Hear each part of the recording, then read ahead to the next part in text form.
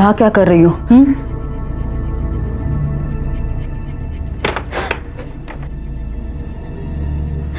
चल लौकर।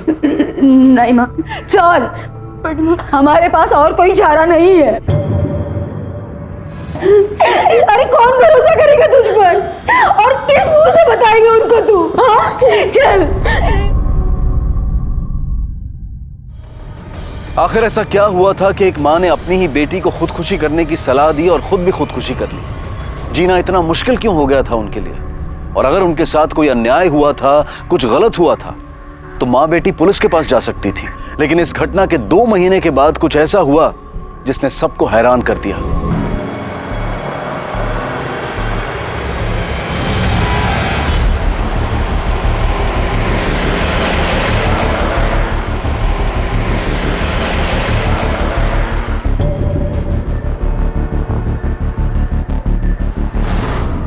शिखा दी, जल्दी करो, इतनी सुबह हो गई, अभी तक आप उठे भी नहीं हो। जल्दी उठो, चलो फटाफट से जल्दी से उठ जाओ।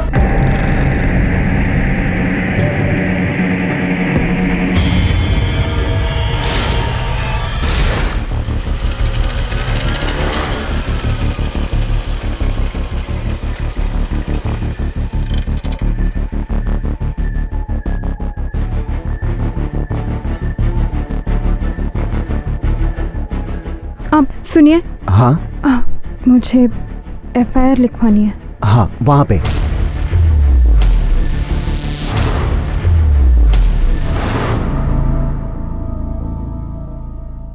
शिखा, जागे ग, उठ। काय झालं?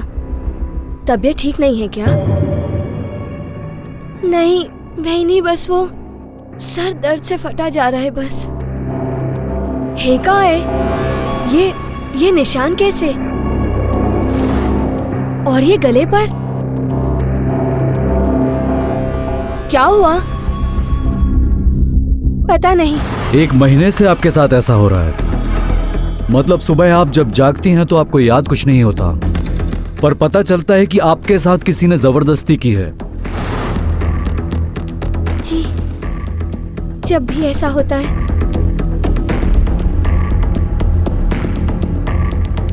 कमर के नीचे बहुत दर्द होता है। तो इतने दिन आप चुप क्यों रही? परिवार का कोई आपके साथ नहीं आया? इतने दिनों के बाद आप कंप्लेंट लिखवाने आई हैं? क्योंकि आज सुबह जब मैं उठी तो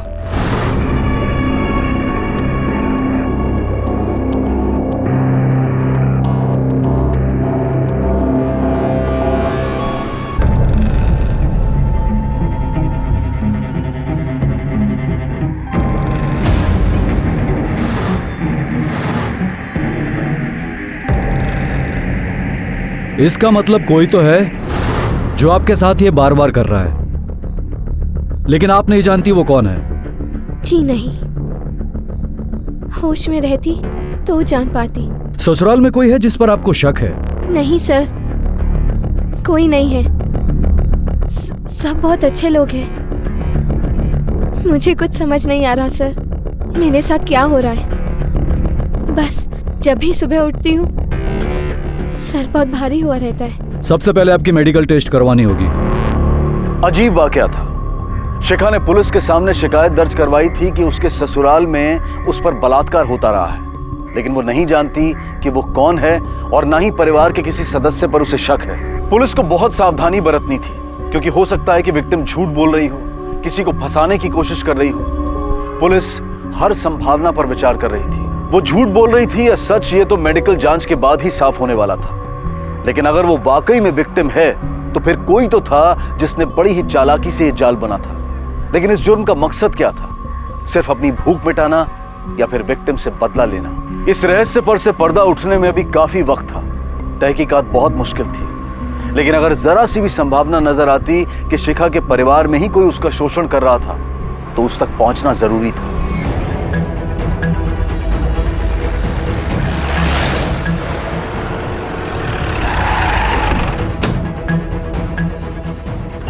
क्या हमारी बहू शिखा ने ये रिपोर्ट लिखवाई है? इंस्पेक्टर साहब, अगर ऐसा कुछ है भी तो उसे मुझे बताना चाहिए था, अपने सास को बताना चाहिए था। 2 बहुएं और भी हैं, उनसे कुछ कह देती। जब घर का ही कोई शामिल हो इस जुर्म में तो वो किसी से कैसे कहती? कैसे बताती वो, कैसे भरोसा कर लेती किसी पर। आखिर इस घर की 4 दीवारी में इतना बड़ा कांड हुआ है, उसका तो भरोसा ही टूट गया होगा ना। और वैसे भी इस मामले में तो कोई भी औरत चुप्पी ही साध लेती है। माँ, इसका ये मतलब तो नहीं कि वो सीधा पुलिस के पास चली जाए। सर, इसमें कोई सच्चाई नहीं है, सब झूठ है सर। अब वो घर में किसी से तो बात कर सकती थी। अब लोग ये 1 मिनट, शिखा का रूम का उस तरफ। जादव चेक करा।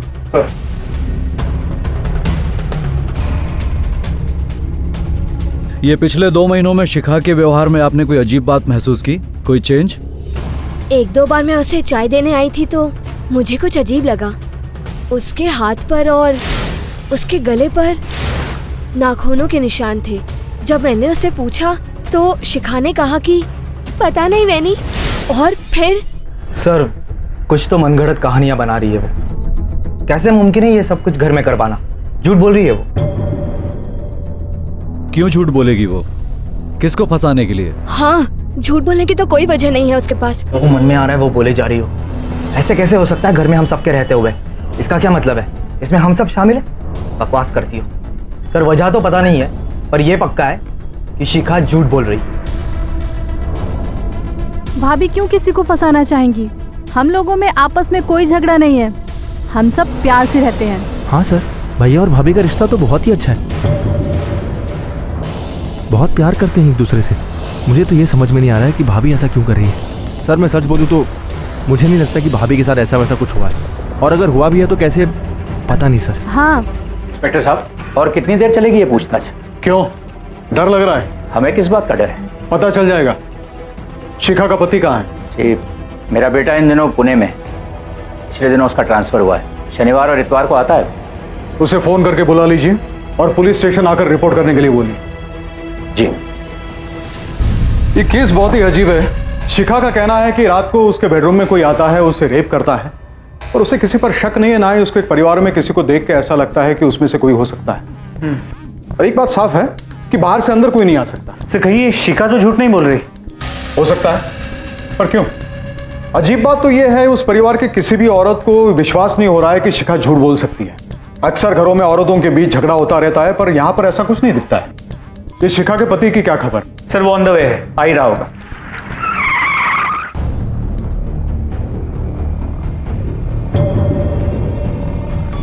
ये बात आपको अजीब नहीं लगती? आपका परिवार कहता है कि आप दोनों के बीच में बहुत प्यार है। पिछले 1 महीने में आपकी पत्नी ने आपसे कुछ नहीं कहा, ना ही आपने कुछ महसूस किया, क्योंकि 6-7 बार आपकी पत्नी के साथ आप ही के घर में जबरदस्ती हुई है। ये सब जानने के बाद मैं खुद शॉक्ड हूँ सर। मुझे लगता था कि शिखा मुझसे सब कुछ शेयर करती है, पर नहीं। कहीं ऐसा तो नहीं शिखा मानसिक रूप से? कैसी बातें कर रहे हैं सर? शिखा एक बहुत ही समझदार और सुलझी औरत है। वो मेरे परिवार की बहुत इज्जत करती है सर। इनफैक्ट मेरी फैमिली भी उसे बहुत चाहती है सर। मैं तो समझ नहीं पा रहा हूँ कि ये सब कुछ मेरे घर में हुआ। पर एक बात मैंने रियलाइज़ किया, यहाँ से ट्रांसफ़र होने के बाद जब भी मैं वापस आया हूँ पिछले 2 महीनों में, शिखा मुझे कुछ शांत शांत सी लगी। अब समझा, वो अंदर ही अंदर घुट रही थी, समझ ही नहीं पा रही थी कि ये सब मुझसे कहे भी तो कैसे कहे। मैं उससे मिल सकता हूँ सर? मेडिकल जांच के बाद।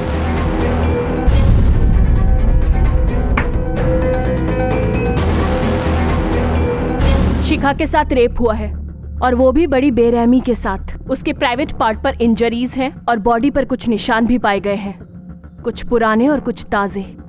Thank you doctor.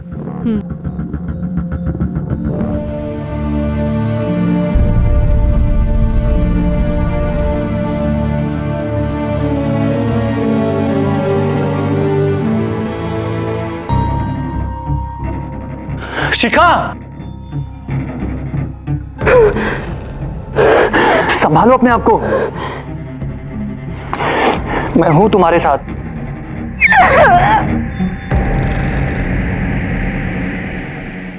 आपकी बहू के साथ पिछले 1 महीने में 6-7 बार जब वो हादसा हुआ, तब आप कहां थे? ये कैसा सवाल कर रहे हैं आप? मैं अपनी बहू को बेटी मानता हूं। एक बार सोचिए तो, किससे क्या सवाल कर रहे हैं आप? मैं ऐसा सोच भी नहीं सकता। सोचने के लिए तो कोई भी कुछ भी सोच सकता है। जल्दी बताओ सच क्या है। देखिए सर, हमारे पास फालतू का टाइम नहीं है कि शिखा की एक झूठ की वजह से हम रोज रोज पुलिस स्टेशन के चक्कर लगाए। मैं वैसा आदमी नहीं हूं सर, मेरा एक छोटा सा ऑफिस है, मैं इज्जतदार आदमी हूं। इज्जतदार लोग ऐसे घटिया जुर्म नहीं करते, ऐसा कहीं लिखा है? तुम्हारे घर में रेप हुआ है तो तुम्हारे घर में से ही कोई एक होगा। अच्छा होगा तुम हमें सच बताओ, वरना हमें और भी तरीके आते हैं सच उगलवाने के। देखिए सर, आप ऐसी बात नहीं कर सकते मेरे साथ। मेरे खिलाफ कोई सबूत है आपके पास? सबूत भी हाथ लग जाएंगे। नहीं सर, हमारे घर में एक और आदमी है, हमारा नौकर बबलू। नौकर? जी सर, वो रोज रात रसोई में सोता है। जरूर उसी ने ऐसी घटिया हरकत की होगी। सर उसकी शादी भी नहीं हुई अब तक, और जब से आप लोग पूछताछ करने के लिए घर पे आए वो तब से गायब है। सर एक बात को शायद हमने मिस कर दी। शिखा का कहना है कि उसके सोने के बाद उसके साथ कोई रेप करता और उसे पता तक नहीं चलता। हो सकता है ये रेपिस्ट उसे कोई ड्रग देता हो या उसके खाने में कुछ मिलाता हो। ये काम घर का ही कोई कर सकता है। हो सकता है कोई औरत इसमें इन्वॉल्व हो। शिखा के ब्लड टेस्ट करवाओ और पता करो कि उसके ब्लड में कोई ड्रग के ट्रेसेस है क्या। सर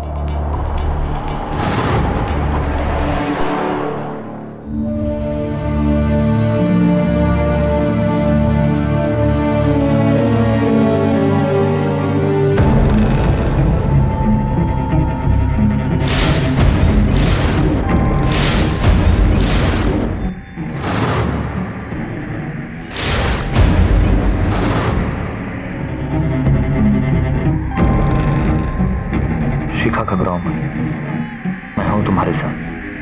चलो। भगवान जाने क्या हो रहा है, कोई अब तक घर क्यों नहीं आया? दीदी, आजकल तो पुलिस तो रेप केसेस में बहुत सख्ती से पेश आती है।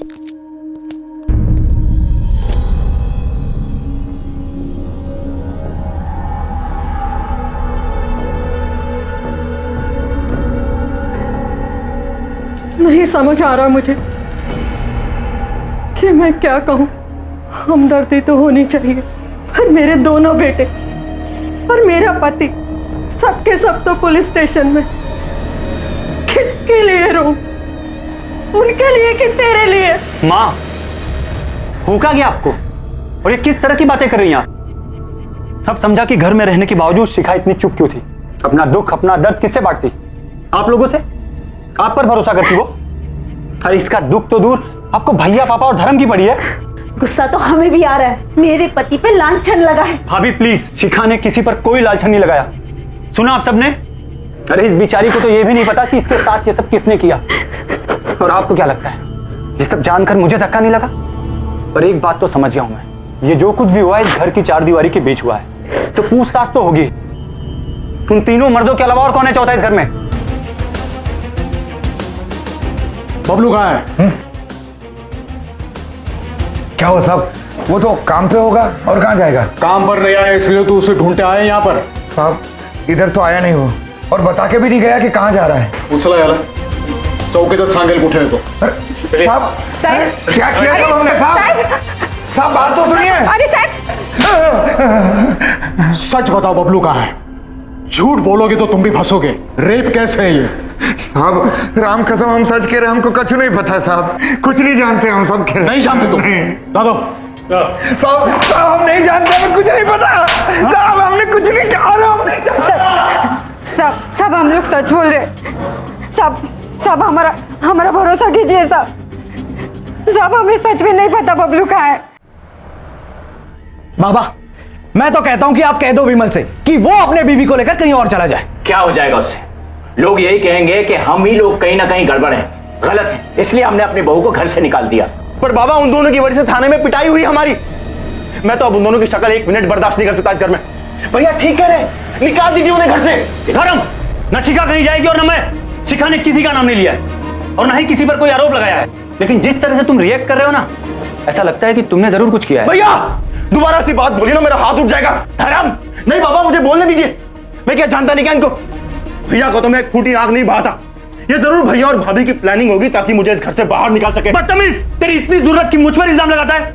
क्या मतलब है तुम्हारा? हाँ, तुम लोग सही हो और हम गलत। देखो अपनी मनमानी मत करो, मैं कहता हूं। आप लोगों की चलेगी। बस मैं कहता हूं चुप हो जाओ तुम लोग। ये घर है, अखाड़ा नहीं। अपने अपने रूम्स में जाओ।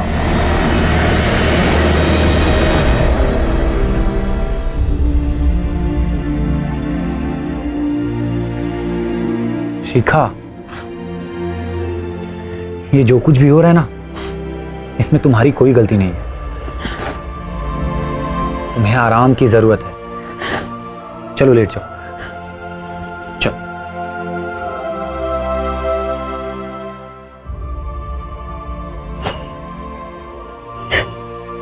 बस रोना बंद। अरे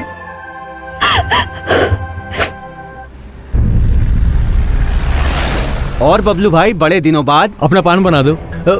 और बबलू, क्या हुआ साहब? यही सुने गए, थाने ले जाके सुनाओ। साहब थाना? मैंने क्या किया सर? बताता हूँ सब। साहब हमें खाए पीट रहे हो साहब। हमारे क्या हिम्मत कि हम किसी की तरफ आंख उठा के देखें। फिर इतने दिन तक छुपा कहा था? काम पे क्यों नहीं गया? साहब ऐसी कोई बात नहीं साहब। सब बोलने तो दो साहब। हम तो उनके कमरे में भी नहीं जा सकते थे क्योंकि हम रसोई में सोते थे और धर्म भैया हॉल में। धर्म हॉल में सोता था? हाँ साहब। क्यों?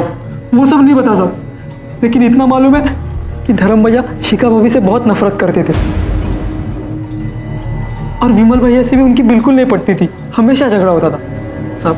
ये सब अब उन्हीं को पूछो ना साहब। शुरुआत में लग रहा था बहुत मीठा रिश्ता है इन देशमुखों का आपस में। अब पोल खुल रही है, दरारें नजर आ रही हैं। इन सब का कच्चा चिट्ठा खोलना पड़ेगा। बबलू, जब भी बुलाए पुलिस स्टेशन चले आना। शहर छोड़ के बाहर मत जाना, तुझ पे नजर है हमारी। नहीं, मेरी बेटी यहाँ नहीं रहेगी। माँ जी, शिखा यहीं रहेगी। रहना तो आपको भी नहीं चाहिए इन लोगों के साथ दामाद जी। आपके ही परिवार से किसी ने इतना घिनौना काम किया है, दम नहीं घुटता इस घर में। आप हम पर क्यों उंगली उठा रही है? पुलिस ने पूछताछ की ना हमसे, कुछ हाथ आया? हमें तो ऐसे लगता है ना कि आपकी बेटी नौटंकी कर रही है। पता नहीं कौन सी दुश्मनी निकाल रही है हम सबसे। भैया, शिखा के बारे में इस तरह अनाप शनाप बकना बंद करिए। हम घर छोड़कर नहीं जाएंगे माँ जी। जिसने पाप किया है वो लोग जाएंगे, और अगर किसी को हमसे प्रॉब्लम है तो वो बेशक ये घर छोड़कर जा सकता है। विमल, सारे निर्णय तुम ही कर लोगे, हम जनता है अभी। और बहन जी, माना कि आपकी बेटी के साथ कुछ गलत हुआ है, आप हम पर लांछन मत लगाइए। शिखा, शिखा नहीं, क्या कर रहे हो? शिखा, छोड़ो। अरे क्या कर रही हो ये? शिखा छोड़ो, छोड़ो इसे। क्या कर रही हो तुम? क्या करूं मैं? और मेरी वजह से घर में क्लेश हो रहे हैं, भाइयों में झगड़े हो रहे हैं, घर की शांति भंग हो गई है। ये जान दे दोगी? मैं आप लोगों के सामने हाथ जोड़ती हूँ, प्लीज मेरी वजह से लड़िए मत, प्लीज।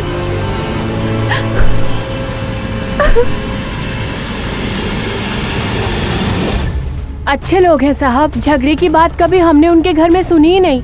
अशोक जी की एक दुकान है, अब सौरभ चलाता है। विमल, वो अकेला ही घर में नौकरी करने वाला है, पर धर्म, उसने तो बाप को डुबा ही दिया। धर्म तो शुरू से ही ऐसा है, लड़कियों पे पैसे उड़ाना, अय्याशी करना, कॉलेज टाइम से उसका यही हाल है। ठीक है। हाँ, मेरे पति यहाँ बाहर ही सोते हैं, वो हम लोगों के बीच बनती नहीं है। पर ये सब आप लोग क्यों पूछ रहे हैं? आपकी भाभी पर रात के वक्त जो बलात्कार हुआ, एक बार नहीं कई बार हुआ, इससे एक सवाल उठता है कि उनके बेडरूम के सबसे करीब कौन है। हमें यह भी पता चला है कि आपके पति उनसे नफरत करते थे। हाँ, ये सब ठीक है, मगर मेरे पति ये सब नहीं कर सकते। कौन क्या क्या कर सकता है इसका अंदाजा नहीं है आपको।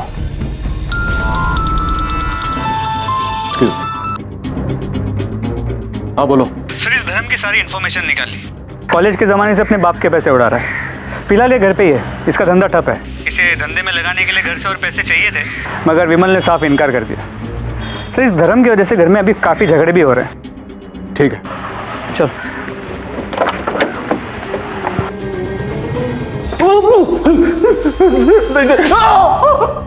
चुपचाप अपना जुर्म कबूल कर ले, ये तेरे लिए भी आसान होगा और हमारे लिए भी। लेकिन सर, जब मैंने कुछ किया नहीं तो मैं कैसे मान लूं सर?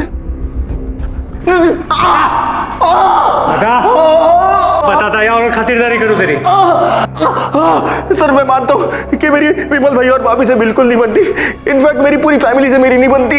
कोई मेरी मदद ही नहीं करना चाहता। यहाँ तक कि मेरी बीवी भी मेरे बारे में यही सोचती है कि मैं निकम्मा हूँ, किसी काम का नहीं हूँ सर। वो तो तुझे अपने साथ बेडरूम में सोने भी नहीं देती। तुझे तो हॉल में से दिखता होगा ना भाभी के बेडरूम में क्या चल रहा है। सर मैं आपसे कह रहा हूँ ना, ये काम बबलू नहीं किया है। सर ये काम बबलू नहीं किया है, या फिर जरूर ये भैया और भाभी की प्लानिंग होगी ताकि वो मुझे हमेशा के लिए अपने रास्ते से हटा सके। वो तो यही चाहते हैं कि बाबा की पूरी जायदाद उन्हीं को मिले, इसलिए तो वो मेरे बाबा को भी मुझे पैसे देने से रोकते हैं। सर मैंने कुछ नहीं किया है सर, मैंने कुछ नहीं किया है। बबलू, शक के दायरे में सबसे पहला नंबर इसका है तो घर का नौकर, चेहरे से भी भोला भाला लगता है। इसकी नजर पड़ी वो शिखा पर, मौके का फायदा उठा लिया। सर मैंने इसकी पूरी हिस्ट्री भी चेक की, कई बार इसे नौकरी से निकाला गया, हालांकि पुराने मालिकों ने वजह बताने से इनकार कर दिया। और दूसरा सस्पेक्ट है ये धर्म, शक्ल से ही शातिर लगता है। इसके बारे में जो सुना बुरा ही सुना है, और इसके पास मोटिव भी है, क्योंकि विमल की वजह से इसे पैसा नहीं मिलता था। बदले की आग थी इसके दिल में। और बचे ये दोनों, बड़ा भाई सौरभ और बाप अशोक। इनके पास कोई मोटिव नहीं है। पर हर कोई इंसान सिर्फ व्हाइट या ब्लैक नहीं होता। हर इंसान की जिंदगी में कुछ ऐसे राज होते हैं जो उसके परिवार वाले भी नहीं जानते। हो सकता है इन दोनों की कुंडलियां हमें खोलनी पड़े। हो सकता है कोई गड़ा मुर्दा निकल आए। सर वैसे शक्ल से दोनों लगते सीधे साधे, लेकिन इस सौरभ के बारे में आस पड़ोस में कुछ खास अच्छा नहीं सुना।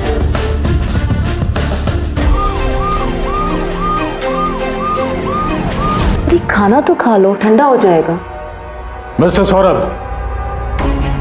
हमें आपके ऑफिस की तलाशी लेनी। लेकिन सर वारंट है हमारे पास। सर मैं एक इज्जतदार आदमी हूँ सर, आप इस तरह मेरी इज्जत की उछाल रहे। ला दो सर, वन चेक करो। बाहर ये चल।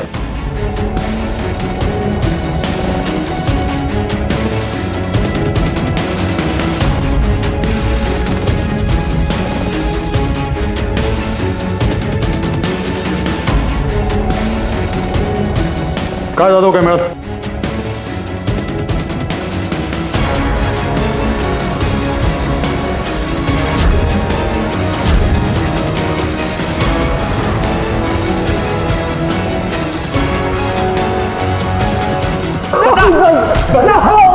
बता देख, तेरी इज्जत की धज्जियां ना वैसे भी उड़ चुकी है। चुपचाप सच सच बता दे। साहब मैं एक शरीफ और इज्जतदार आदमी हूँ साहब। तू कितना शरीफ है ना, ये तेरे मोबाइल और तेरे लैपटॉप से पता चल चुका है। पॉर्न वेबसाइट्स देखता है, कई पॉर्न वेबसाइट्स का तो तू प्रीमियम मेंबर भी है। हाँ साहब वो लत लग गई है साहब। साहब सिर्फ देखता हूँ साहब, कभी कुछ किया नहीं साहब। और रेप के बारे में तो सोच भी नहीं सकता हूँ साहब। अच्छा, जब ये मोबाइल पे वीडियोस देखता है तो तेरे कान में क्या मंदिर की घंटियां बजती है? देख तू फंस चुका है। सच बोलने के अलावा तेरे पास कोई रास्ता नहीं है। अब मैं सच कह रहा हूँ साहब, मैंने शिखा के साथ कुछ गलत नहीं किया है साहब, कुछ गलत नहीं किया है। कुछ नहीं किया? नहीं साहब। तोड़े ला सर, उनकी नजरें बिल्कुल अच्छी नहीं थी। कभी कोई सामान रखने जाओ या थोड़ा झुको तो टकटकी लगाकर देखते रहते थे।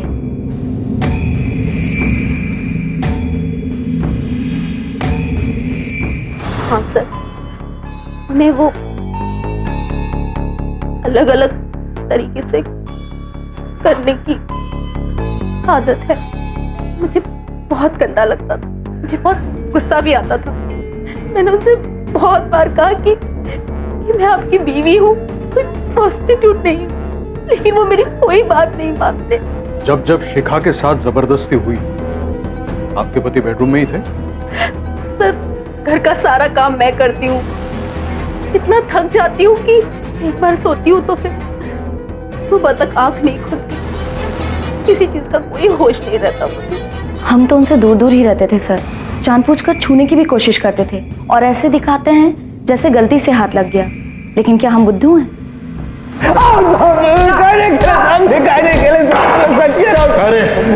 बोल लगा साहब मैंने कुछ नहीं किया है साहब। मैं सच कह रहा हूँ साहब, मैंने कुछ नहीं किया है साहब। सिर्फ पॉर्न फिल्म देखता हूँ साहब। हर आदमी तो देखता है ना साहब पॉर्न फिल्म। वो पॉर्न फिल्म देखने वाला रेपिस्ट तो नहीं होता है ना साहब। तू कर सकता है, खुद की बीवी को तंग करता है, हर औरत को बुरी नजर से देखता है तू। साहब सिर्फ सोच सकता हूँ साहब, कुछ करने की हिम्मत नहीं है साहब मुझे। और आई शपथ साहब, मैंने शिखा के साथ कुछ गलत नहीं किया है साहब। लेकिन ऑफिस की औरतें, कस्टमर्स, सोसाइटी की औरतें, हर औरत को बुरी नजर से देखता है, घूर घूर के देखता है। ये तो तुझ जैसे लोग हैं जिनकी वजह से औरतों को बाहर निकलना मुश्किल हो जाता है। साहब अगर शिखा बोलती है कि उसके साथ कुछ जबरदस्ती हुई है तो उसे कुछ तो पता चलता, वो कौन है, उसे कुछ तो याद आता साहब। ऐसे कैसे हो सकता है कि उसे कुछ भी पता नहीं है। जादव, चार्जशीट तैयार करा। औरतों के साथ गलत व्यवहार करने के जुर्म में कुछ दिन हमारा मेहमान बन के रहेगा। साहब मैंने कुछ नहीं किया है साहब। सर ये सौरा भी हमारा मेन सस्पेक्ट लगता है। उसके दिमाग में तो ऐसे कीड़े भी हैं और उसने अपनी बीवी तक को नहीं छोड़ा। उसके खिलाफ हमारे पास कोई सबूत नहीं है, ना ही अशोक के खिलाफ। और अशोक के पास कोई वजह नहीं है शिखा या विमल से बदला लेने की। और उसके बारे में किसी ने कोई बुरी बात तक नहीं की। दुकान का स्टाफ है, आस पड़ोस की औरतें, सब उनकी इज्जत करते हैं। मैंने मेडिकल रिपोर्ट्स मंगवाए थे, उसका क्या हुआ? सर विटामिन B12 के ट्रेसेस मिले। डॉक्टर ने कहा कि किसी दवाई का साइड इफेक्ट हो सकता है। जादव पता करो, शिखा को सोने से पहले कोई दवा लेने की आदत थी क्या? मतलब स्लीपिंग पिल्स या विटामिन B डेफिशिएंसी की दवा। हो सकता है कि किसी ने इस आदत का फायदा उठाया हो और कोई घर का ही हो सकता है। एक बार अगर वो आदमी मिल गया तो आगे की सारी कड़ियां अपने आप सुलझ जाएगी। सर शिखा रात सोने से पहले दूध पीती थी जी। और अक्सर वो लेने आती थी, आप उसे देने जाती थी। मैं देने जाती थी। कहीं ऐसा तो नहीं कि आप उसमें कुछ मिला देती थी ताकि उसे होश ना आए? और वैसे भी आपकी पति की आदतें आप बर्दाश्त नहीं कर पा रही थी। कहीं आपने उसे मौका नहीं दिया शिखा के साथ वो सब करने का? हमने ऐसे केसेस देखे हैं जहां पर अपनी शादी को बचाने के लिए, अपने पति को खुश करने के लिए औरतें क्या क्या नहीं कर बैठती। मैंने ऐसा कुछ नहीं किया अपने पति के लिए, सुना आपने? और हम विश्वास कर बैठे आप पर।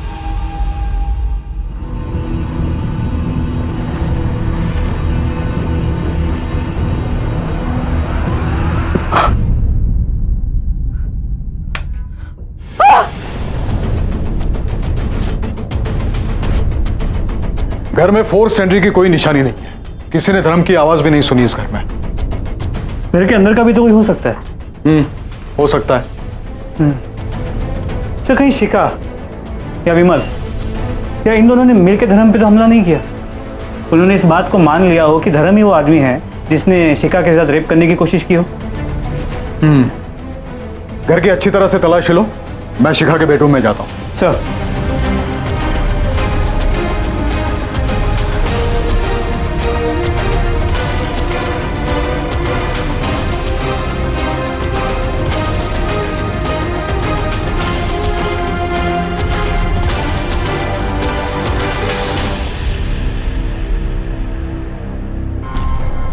तुमने देखा था उसको जिसने तुम पर अटैक किया था?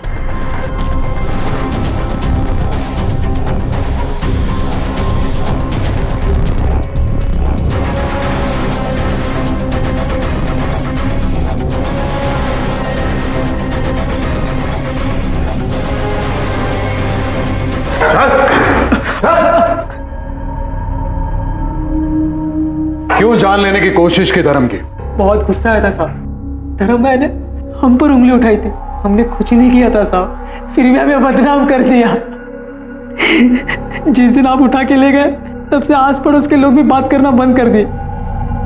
माँ बाप भी अच्छे से बात नहीं करते। सबको यही लग रहा है कि हमने ही रेप कर दिया साहब। और हमने उनके घर से एक चम्मच तक नहीं चुराया। ईमानदारी से नौकरी करते थे, पगार लेते थे, घर में सबसे भाभी दीदी करके बात करते थे। पर उन्होंने क्या किया? हमारा नाम बदनाम कर दिया।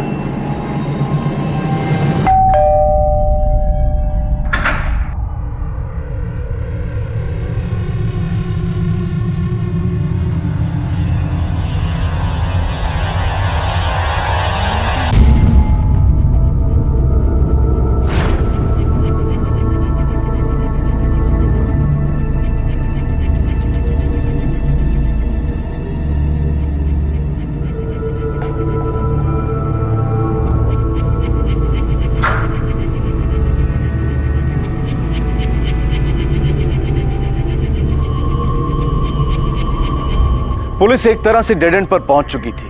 केस एक पहेली बनकर रह गया था। सस्पेक्ट्स कई थे लेकिन सबूत किसी के खिलाफ नहीं। पुलिस को लग रहा था कि या तो उनकी तहकीकात में कोई कमी रह गई है या फिर मुजरिम बेहद शातिर है, लेकिन इतने में पुलिस के हाथ एक ऐसा सबूत लगा जिसने इस केस का रुख ही बदल दिया, या फिर यूं कहिए कि इस केस को पूरी तरह से उलट पलट कर रख दिया।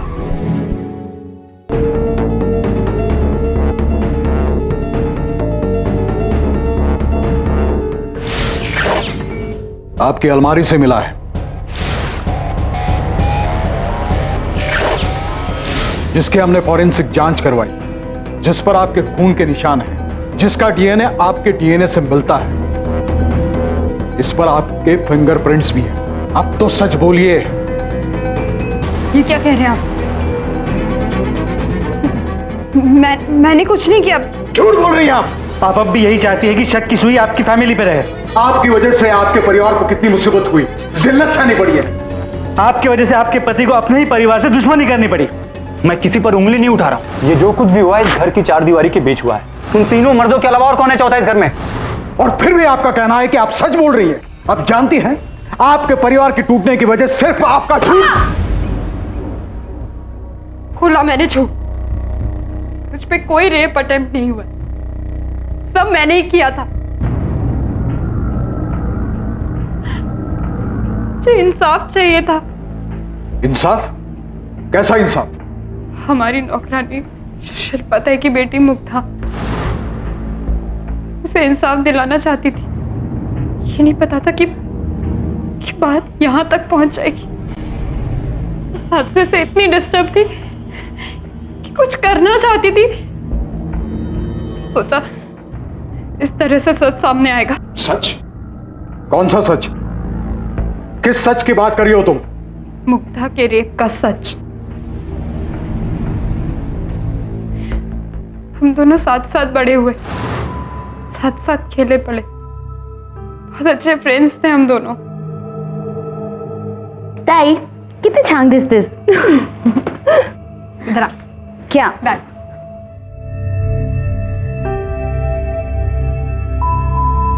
मुग्धा कितनी छान दिसते। मेरी छोटी बहन की शादी थी, मैं अपने ससुराल वालों के साथ मायके गई थी। मुग्धा हमारी मदद कर रही थी मेरी बहन को तैयार करवाने में। वाओ मुग्धा, कितनी सुंदर मेहंदी लगाई है रे, है ना? अरे बेटा, मेहंदी हुई या नहीं?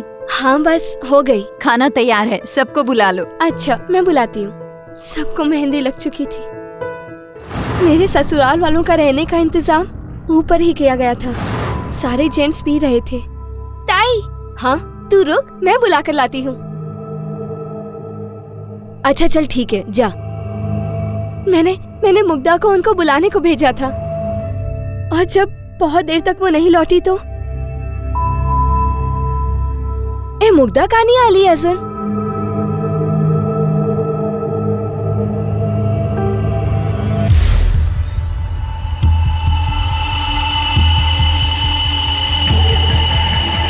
मुग्धा? ताई ताई ताई ताई मुग्धा, ये सब किसने किया? ये वो ताई, वो किसने किया? बोल मुग्धा। उस वक्त आपने पुलिस में रिपोर्ट क्यों नहीं लिखवाई? करना चाहती थी सर, मैंने माँ को सब कुछ बताया था, अगर उसने मुझे कहा पुलिस में जाने की कोई जरूरत नहीं, मैं झगड़ी माँ से। अगर उसने मेरी एक ना सुनी, अगले दिन उसने शिल्पा ताई से बात की और कहा कि इस बात को फैलने ना दे, फिर ससुराल की बदनामी होगी। बेचारी शिल्पा ताई सब कुछ चुपचाप सुनती रही, कुछ नहीं बोली। शादी के 2 दिन बाद मैं तब भी आवाज उठाना चाहती थी, दोनों को इंसाफ दिलवाना चाहती थी, पर माँ ने मुझे कुछ नहीं करने दिया। चुप कर मेरी बच्ची, चुप हो जा। वो दोनों चली गई है भगवान के घर, तू अपनी जिंदगी क्यों खराब कर रही है? नहीं आई मुग्धा। चुप कर। तेरे ससुराल में अगर ऐसा कोई है तो किस पे उंगली उठाएगी?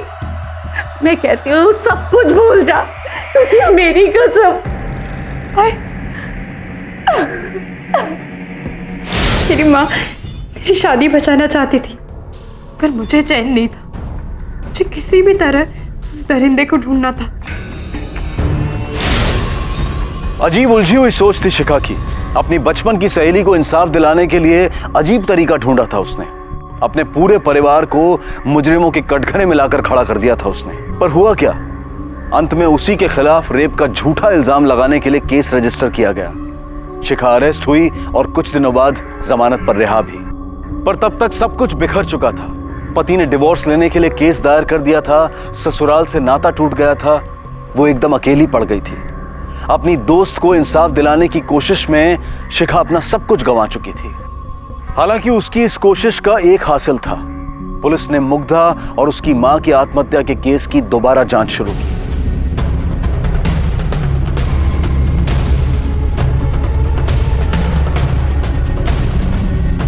ये आपके पड़ोस में जो मुग्धा रहती थी उसके बारे में क्या जानती हैं आप? ये शिखा की बहन की मेहंदी में ये मुग्धा आई थी? मुग्धा थी ना मेहंदी में, बड़ी अच्छी लड़की थी, मेरे को याद है। मेहंदी वाली रात को मैंने उसे रोते हुए घर लौटते हुए देखा था। मुग्धा की माँ ने बताया था मेरे को उसकी बेटी के साथ क्या हुआ था। मैंने ही बोला था चुप रह, बड़े लोग हैं वो, तेरी बेटी की बदनामी होगी, उनका कुछ नहीं जाएगा, पैसा फेंकेंगे बच जाएंगे। अब पुलिस जान चुकी थी कि शिखा की बहन की मेहंदी वाली रात ही मुग्धा के साथ बलात्कार हुआ था और उसके बाद ही उसने और उसकी मां शिल्पा ने आत्महत्या की थी। लेकिन अब ना तो मुग्धा की डेड बॉडी थी और ना ही दूसरा कोई जरिया जिससे यह साबित हो सके कि उस रात मुग्धा के साथ बलात्कार हुआ था। मुजरिम अब भी छुपा हुआ था, लेकिन जुर्म कभी नहीं छुपता। वो कोई ना कोई अपना निशान पीछे छोड़ ही जाता है। सर, मुग्धा की मां ने दूसरी नौकरानी को बताया था कि उसकी बेटी के साथ रेप हुआ है और ये मुग्धा की पोस्टमार्टम रिपोर्ट, जरा ध्यान से देखिए।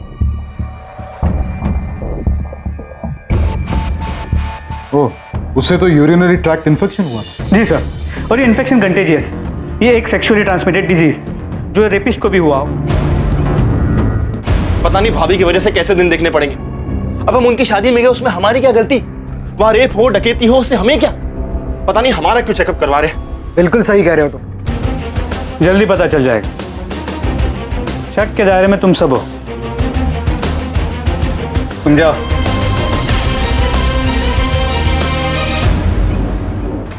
सर, अशोक जी, सौरभ, धर्म या विमल, चारों में से किसी को ये इन्फेक्शन नहीं है। लगता है शिखा को कोई गलतफहमी हुई। सर,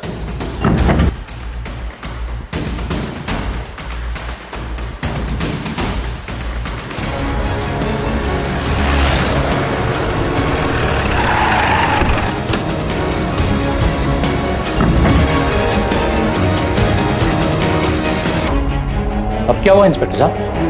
हमें पता चला है मुग्धा का रेप किसने किया है और वो इसी घर में से कोई एक है। आपकी फैमिली में से किसी के फोन रिकॉर्ड से इतना पता चला है कि उसे एसटीडी यानी कि सेक्सुअली ट्रांसमिटेड बीमारी हुई थी, जो मुग्धा को भी थी और जिसका इलाज उसने करवा लिया है। जो विमल, सही कह रहा हूं ना? जी सर, वो इंसान मैं ही हूं।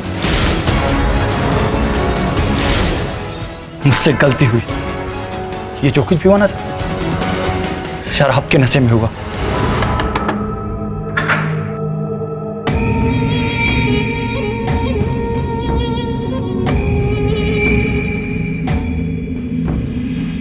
दादा, आप सबको खाने के लिए बुला रहे हैं,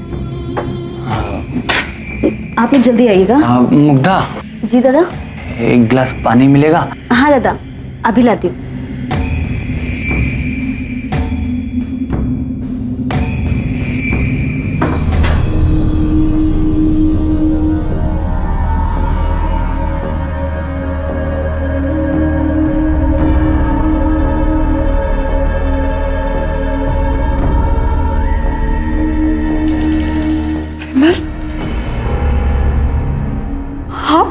शिखा, आई एम सॉरी शिखा।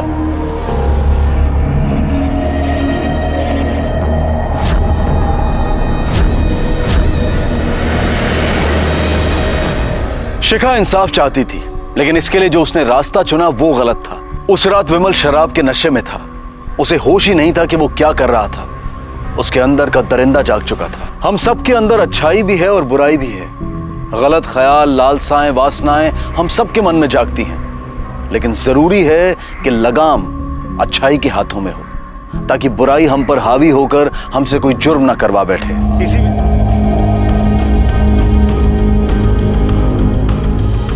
आधा किलो टमाटर।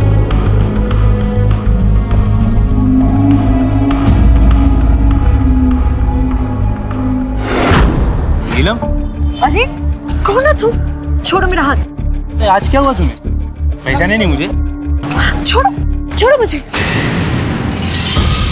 वैसे तो औरतें अंतरिक्ष तक पहुंच चुकी हैं, हर प्रोफेशन में मर्दों के साथ कंधे से कंधा मिलाकर चल रही हैं। समाज में उन्होंने एक मकाम हासिल किया है, लेकिन क्या हमारे इस समाज में वो सुरक्षित है? भरे बाजार में किसी महिला का हाथ यूं पकड़ लेना, उसे परेशान करना, उससे जबरदस्ती करना, ये आज भी अक्सर हमारे समाज में देखने सुनने को मिलता रहता है। लेकिन क्या ये एक सभ्य समाज पर किए जाने वाले भरोसे का खून नहीं है? यूं तो इंसान आदि मानव काल से आज मॉडर्न युग में पहुंच चुका है, लेकिन क्या हम वाकई अपने मन के आदि मानव से मुक्ति पा चुके हैं? आज का एक केस आपको सोचने पर मजबूर कर देगा कि कैसे समाज और घर परिवार में आज भी औरतों की गरिमा के साथ खेला जाता है, उनके विश्वास का खून किया जाता है। मैं बहुत डर गई थी, जैसे तैसे भाग कर आई। ना जाने वो आदमी कौन था राजीव। अरे होगा कोई, अब हमारी बीवी है इतनी खूबसूरत, तुम्हें तो अभी तक आदत पड़ जानी चाहिए। अच्छा सुनो, मैं तुम्हारे लिए कुछ लेके आया।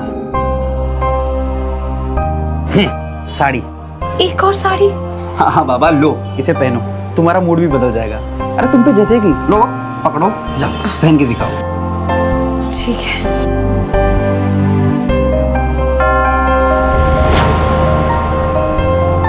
अरे वाह, तुम तो और खूबसूरत लग रही हो। अच्छा रुको, मैं ना तुम्हारी फोटोग्राफ खींचता हूँ। हाँ चलो,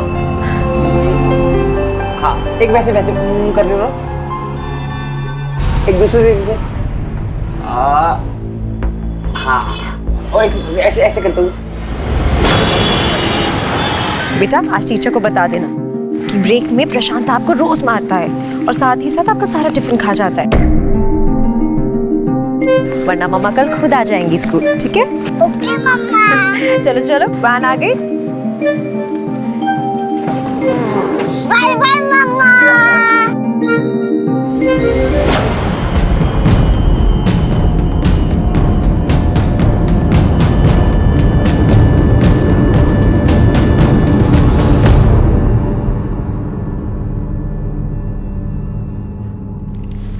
ओह थैंक यू। 7 साल हो गए हमारी शादी को, तुम सबका कितने अच्छे से ख्याल रख रही हो। हमें तो तुम्हारी आदत पड़ गई है। अरे लखनऊ से चाचा जी का फोन है। हेलो, हाँ प्रणाम चाचा जी। एक मिनट, अम्मा चाचा जी का फोन है। घर पे सब कैसे? जी हाँ, ये माँ आ गई, कीजिए बात। जरूर शिल्पा की शादी के लिए कुछ कह रहे होंगे। हाँ जी।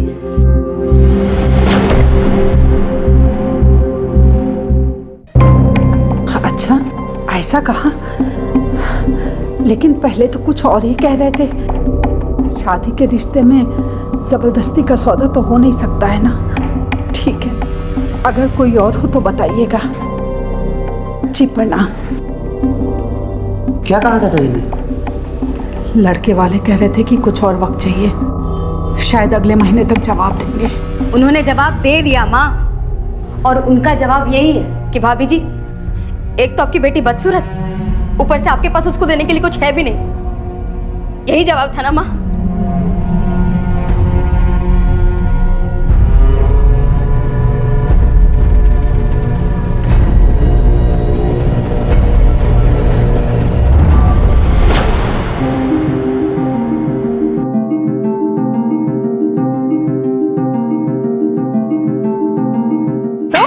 क्या बोला टीचर ने?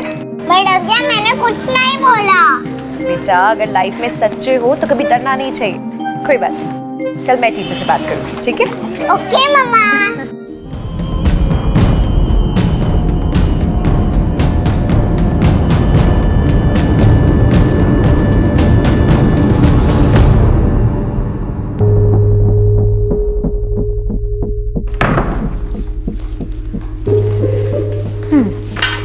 अब जाके हाथ धो लो, हम अभी खाना लगाते हैं।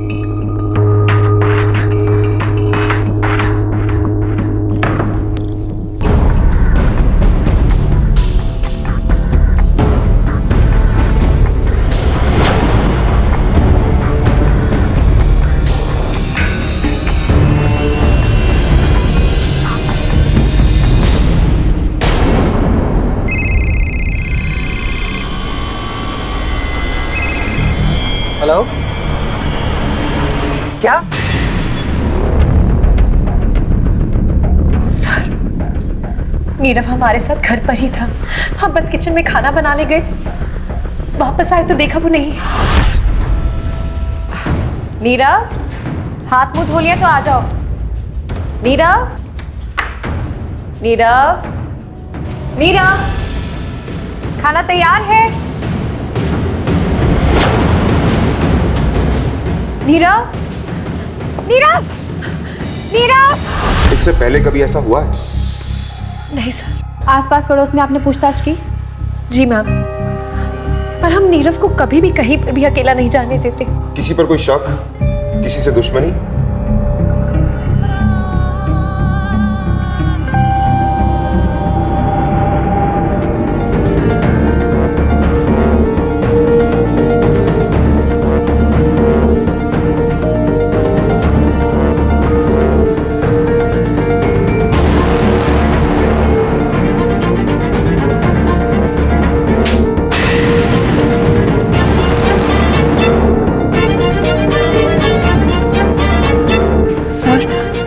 वही आदमी है जो कई दिनों से हमारा पीछा कर रहा है। कौन है यार? पहचानती हैं आप उसे? नहीं सर, लेकिन हाँ, ये हमसे ऐसे बात कर रहा था जिसे हमें बहुत अच्छे से जानता हो। तो आज क्या हुआ तुम्हें? पहचाने नहीं मुझे? अब मजाक मत करो। और आप इसे पहचानते हैं? नहीं सर। लेकिन आप ये तो जानते हैं कि एक आदमी आपकी बीवी को परेशान कर रहा था? जी हाँ सर। ये पता होने के बावजूद भी कि एक आदमी आपकी बीवी को परेशान कर रहा है, आपने पुलिस स्टेशन में कंप्लेंट क्यों नहीं की? क्या बताएं सर, हमारी बीवी है इतनी खूबसूरत, हर आने जाने वाला देखता है। अब किस किस से लड़ते झगड़ते फिरेंगे सर? और आपको तो हालात मालूम ही है, इसलिए इतना सीरियसली नहीं लिया सर। उस टाइम घर में कौन कौन था? क्या आप लोग इसे पहचानते हैं? जब नीरव गायब हुआ तब आप कहाँ थी? जी इंस्पेक्टर साहब, हम मंदिर गए हुए थे। और आप? सर, हम अपने ऑफिस में थे। जब हम वापस आए तो नीलम नीरव को ढूंढ रही थी। कहाँ काम करती हैं आप? जी, एडवोकेट प्रमोद अग्रवाल के यहाँ पर। ठीक है।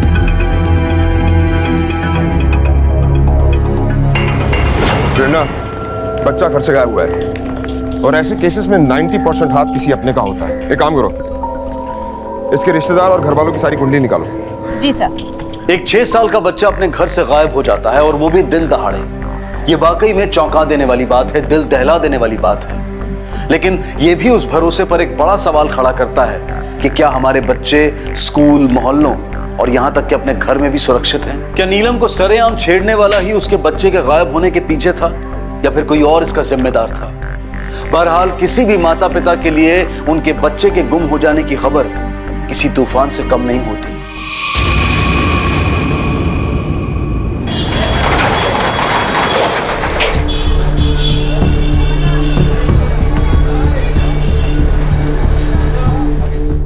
अरे राजीव भैया, ऐसी ही टेंशन कम थी क्या पैसे वापस करने की? जो अब ये बच्चे का बखेड़ा और खड़ा हो गया, अब आप ये सब कैसे करोगे? लेनदार पूरे सिर पर खड़े हुए हैं, उन्हें संभालना ही मुश्किल हो रहा है और एक चिंता और आपके लिए बढ़ गई। भगवान से मैं प्रार्थना करूंगी भैया कि नीरव जल्दी मिल जाए।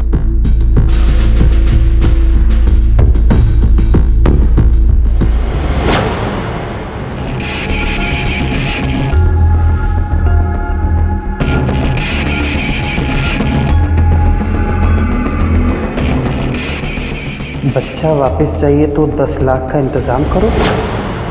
सर, राजीव के घर वालों की कुंडली निकाल ली है। बाप कमल गुप्ता इलेक्ट्रिसिटी डिपार्टमेंट में सीनियर ऑफिसर था, महीने का पेंशन आता है। विधवा माँ सावित्री डायबिटिक पेशेंट है। सर, राजीव की एक बड़ी बहन है शिल्पा, जिसकी अभी तक शादी नहीं हुई है।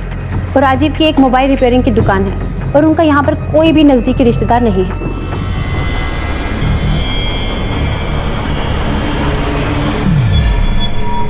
सर, ये मोबाइल के ज़माने में कबूतर से पैगाम कौन भिजवा सकता है? ये जो कोई भी है बहुत शातिर है। मोबाइल को ट्रैक किया जा सकता है, इसलिए इसने लेटर भेजी, वो भी कंप्यूटर से टाइप करवा के। पत्थर पे लेटर कोई नजदीक से ही फेंक सकता है। अच्छा ये बताइए, आपकी दुकान के आसपास किसी से कोई झगड़ा या मनमुटाव? जी नहीं सर। किसी से कोई उधार लिया हो, पैसे का लेन देन?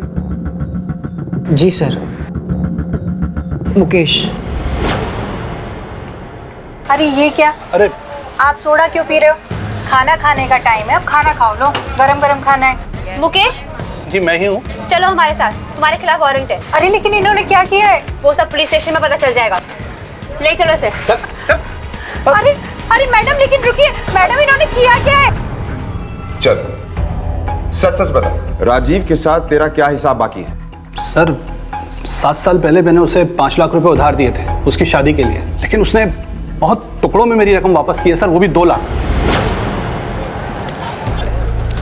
क्या भैया राजीव कुमार जी, ऐसे टुकड़ों में पैसे लेने पड़ेंगे आपसे या कभी एक साथ भी देंगे?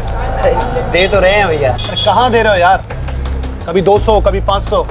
2 लाख रुपए तो दे दिए हैं ना, 3 लाख रुपए भी दे देंगे, आप भरोसा रखिए। 3 लाख रुपए अभी भी उससे लेना बाकी है और मैंने ब्याज नहीं लिया सर उससे। इसलिए तूने उसके बच्चे को उठा लिया? सर कैसी बातें कर रहे हैं आप? मैं भला उसके बच्चे को क्यों उठाऊंगा? बल्कि इस हाल में तो मैंने उससे अपने पैसे वापस मांगने भी बंद कर दिए थे। चल अब ये बता कि 17 तारीख की शाम को तू कहाँ था? 17 तारीख को मैं मेरी दुकान पे ही था सर। आप चाहें तो मेरी पत्नी से पूछ सकते हैं सर, सरिता से। सर, मुकेश की वाइफ सरिता ने कंफर्म किया है कि वो उस दिन दुकान में ही था और मोबाइल की लोकेशन भी वहीं की है। सर घर और दुकान सब जगह पता कर लिया है, कहीं भी कंप्यूटर या प्रिंटर नहीं मिला सर। प्रेरणा, ये केस एक बच्चे की किडनैपिंग का केस है, इसमें हम किसी को भी क्लीन चिट नहीं दे सकते। सर, जिस इंसान की मोबाइल रिपेयरिंग की दुकान हो, ऊपर से वो कर्जदार भी हो, सर किसी को उसका बच्चा किडनैप करके क्या मिलेगा? प्रेरणा, मुझे लग रहा है हम इस केस को गलत एंगल से देख रहे हैं। ये केस सिर्फ एक किडनैपिंग का केस नहीं लगता। वो स्केच वाले का कुछ पता चला? नहीं सर।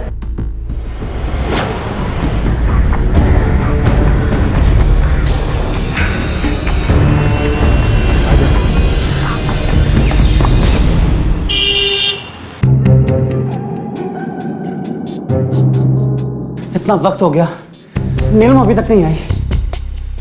अरे अंधा हो गया तो उसकी सुंदरता के पीछे, उसका चाल चलन भी ठीक से नहीं देख पाया। अरे भाग गई होगी किसी के साथ। बस करो माँ, नीलम के बारे में ऐसी बातें करते हुए आपको शर्म नहीं आती? अरे क्या शर्म नहीं आती? पहले बेटे को भेज दिया और अब खुद भाग गई अपने आशिक के साथ। अरे अब तो अपनी आंखें खोल ले राजीव। दीदी,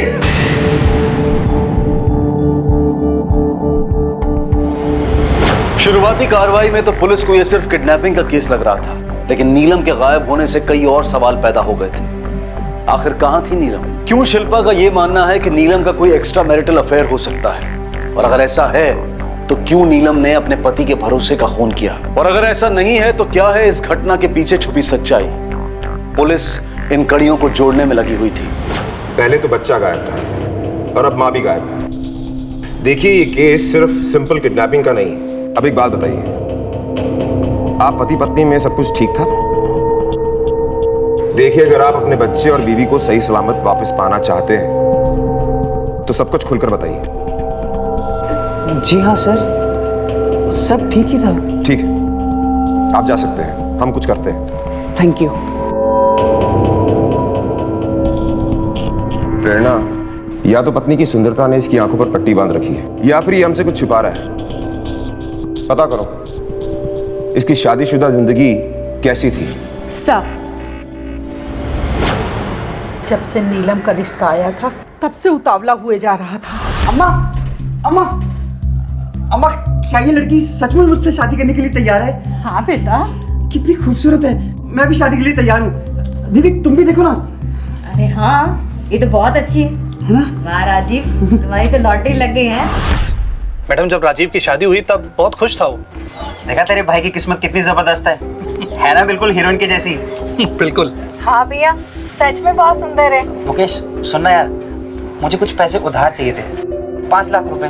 मैं तेरी भाभी के लिए कोई कमी नहीं छोड़ना चाहता यार। 5 लाख रुपए भैया?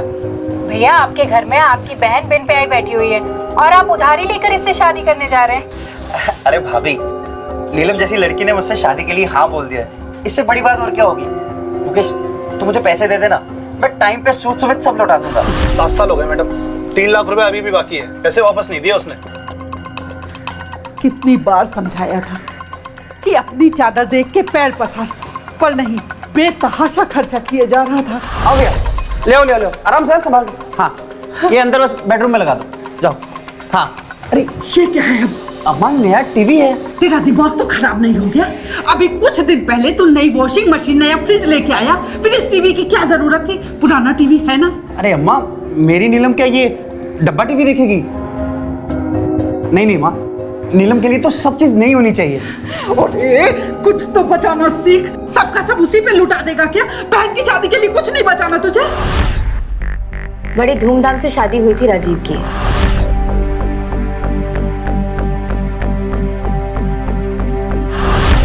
खर्चा शादी के बाद भी नहीं रुका, प्यार के साथ साथ वो भी बढ़ता ही चला गया। हर दिन नए नए गिफ्ट्स, कभी साड़ी कभी कुछ, जाने क्या क्या। नीलम जी, ये तुम्हारे लिए। साड़ी? हाँ हाँ, तुम्हारा फेवरेट कलर है ना। अंधा हो गया था वो प्यार में। अंधा क्यों? अब अंधा ही तो बोलेंगे ना मैम। उसे समझ में ही नहीं आ रहा था कि नीलम जितनी सुंदर लड़की कभी भी हमारे भाई जैसे नॉर्मल दिखने वाले आदमी के साथ खुश नहीं रह सकती। नीलम का अफेयर था मैम। अफेयर? तुम जानते हो उसका अफेयर किसके साथ चल रहा था, या फिर कभी देखा उसे किसी के साथ? देखा तो नहीं, पर हमको पूरा विश्वास है। शादी को 7 साल हुए। राजीव अपनी पत्नी से अंधा प्यार करता है। उसे खुश रखने के लिए उसे तोहफे भी देता था। क्या ये प्यार प्यार था? इन्फिनिटी कॉम्प्लेक्स भी हो सकता है। सर, राजीव को पता था कि आते जाते लोग नीलम पर लाइन मारते हैं, और एक आदमी तो उसका पीछा भी कर रहा था। हो सकता है अपनी हीन भावना का शिकार होके उसने पहले बच्चे को गायब कर दिया, फिर उसने बीवी को गायब कर दिया। सर, ये भी हो सकता है कि नीलम शायद अपनी शादीशुदा जिंदगी से खुश ना हो, कहीं उसका बाहर अफेयर चल रहा हो, और ये सब किडनैपिंग का ड्रामा करके उसने पहले बच्चे को गायब कर दिया, और हमें वो झूठा स्केच थमा के खुद गायब हो गई। इन दोनों ही सूरत में राजीव को ना दोबारा फिरौती का कॉल आने वाला है और ना ही लेटर।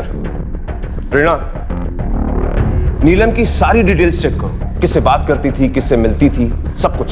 सब। ये जो राजीव का घर है, उसकी जो बीवी है, उसके बारे में कुछ जानती हैं? मैडम, पति पत्नी के बीच प्यार तो बहुत था, पर लोगों को हैरानी होती थी कि इतना साधारण दिखने वाले आदमी को इतनी खूबसूरत बीवी कैसे मिल गई। किस्मती थी, तभी तो लंगूर के मुंह में अंगूर आ गई। मैडम, नीलम का प्यार तो सिर्फ दिखावा था। राजीव ही उसके प्यार में अंधा था। क्यों? मार्केट में देखा था उस दिन एक आदमी के साथ लिपटे हुए।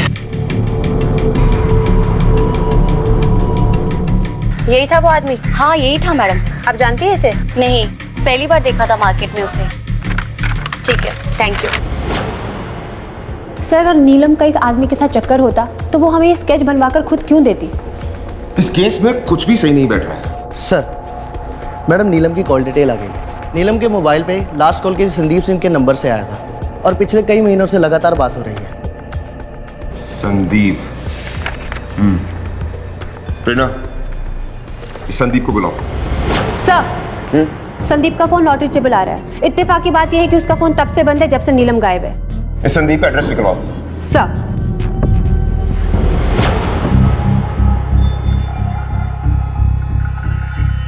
बोला?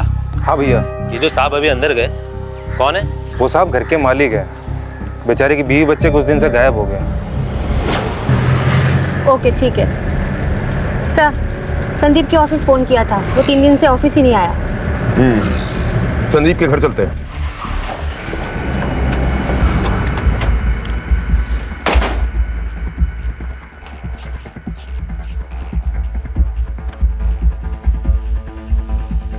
अरे सुनो। जी साहब। संदीप कुमार यहीं रहता है ना? हाँ जी, यहीं रहते हैं। आखिरी बार कब देखा उसे? 2-3 दिन पहले देखा था। ठीक है, जाओ। प्रेरणा, ताला तोड़वाओ। जी सर।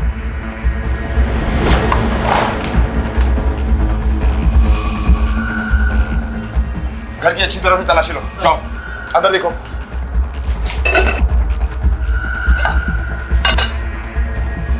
सर, लगता है घर कुछ दिनों से बंद पड़ा है।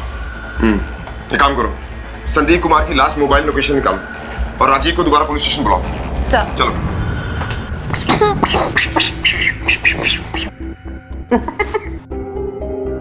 अरे मम्मी एक बार चलो खाना खा लो।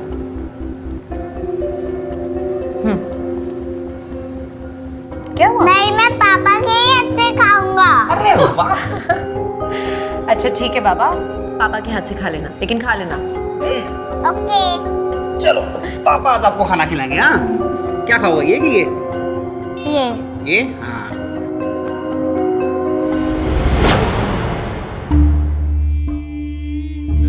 राजीव, रोटी? नहीं, मुझे भूख नहीं है। बेटा, आखिर ऐसे कब तक चलेगा?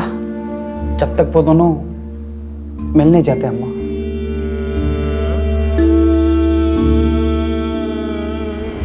जी सर, नीलम और संदीप कॉलेज फ्रेंड्स थे और संदीप उससे प्यार करता था, पर नीलम ने हमसे शादी कर ली। फिर हमारा एक बेटा हुआ। फिर एक दिन अचानक संदीप कानपुर शिफ्ट हो गया। सरप्राइज! मुझे पहचाना नहीं? संदीप, तुम? संदीप! आओ अंदर आओ। कैसे हो? Fantastic, how are you? Good. ये देखो, मैं तुम्हारे लिए और नीरव के लिए लाया। अरे लो। इतने सारे गिफ्ट, इसकी क्या जरूरत थी? गिफ्ट जरूरत पूरी करने के लिए नहीं, अपनापन जताने के लिए दी जाती है। और ये अपनापन मेरा नहीं, तुम्हारे मम्मी पापा का है। तुम भी ना बिल्कुल नहीं बदले हो। आओ, ये है हमारे हस्बैंड राजीव। हाय संदीप।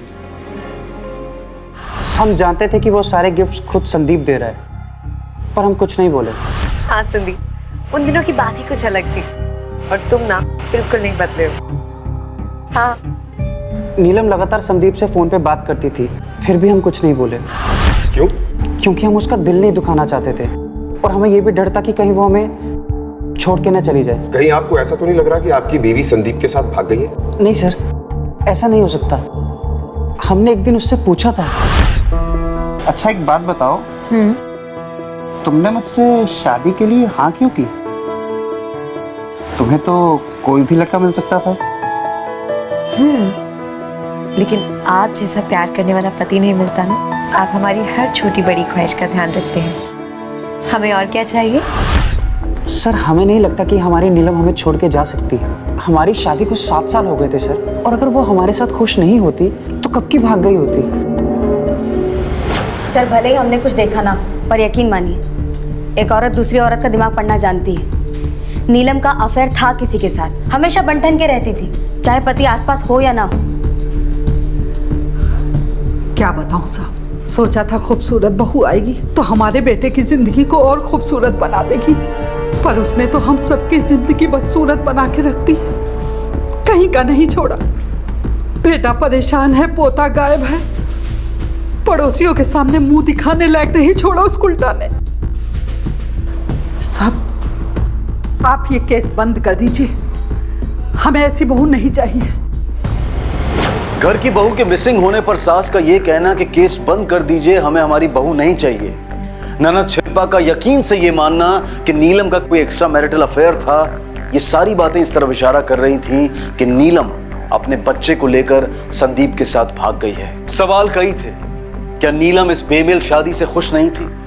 क्या नीलम ने इनके भरोसे को तोड़ा था, या फिर नीलम का इस परिवार पर से भरोसा उठ गया था? सर, लगता है नीलम के बारे में कोई भी अच्छी राय नहीं रखता था। सास और नंदन तो छोड़िए, पड़ोसी भी नहीं। ऐसा लगता है कि नीलम की खूबसूरती उसी के लिए ही जहर बन गई। हेलो, ठीक है सर, संदीप के लास्ट कॉल की लोकेशन मिल गई है।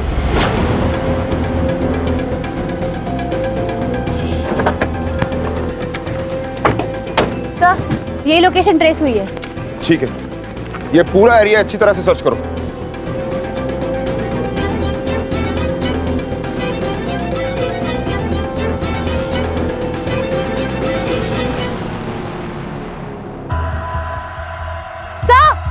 सर यहाँ आइए।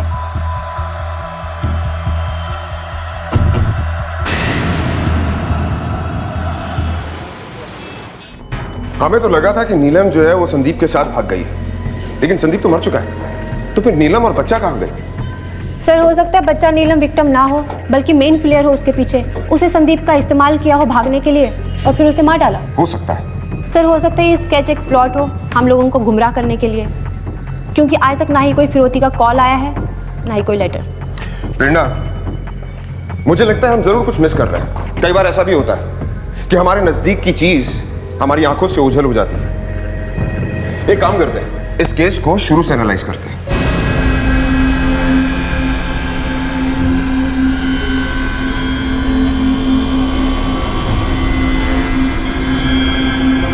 राजीव, राजीव, राजीव, ये देखो बाहर कोई फेंक कर गया। क्या? पता नहीं, देखो। बच्चा वापस चाहिए तो कल तक 10 लाख का इंतजाम करो। पैसे कब और कहाँ लाने हैं उसके लिए फोन का इंतजार करो। हेलो मैडम, स्केच वाला आदमी यही है, नीलम के घर के आसपास। गुड, नजर रखो उस पर। सर, स्केच वाला आदमी मिल गया।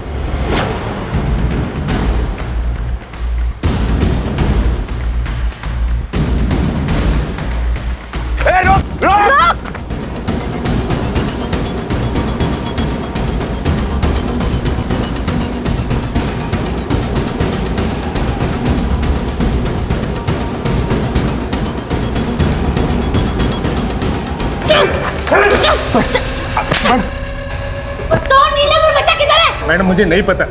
तो हमें देखकर भागा क्यों? बताएगा कैसे? तरीके से पूछो। बता दो सर, नीलम मेरी गर्लफ्रेंड है।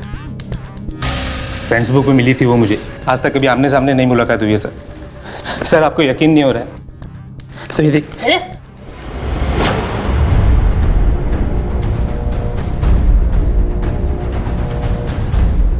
सही बोल रहा था।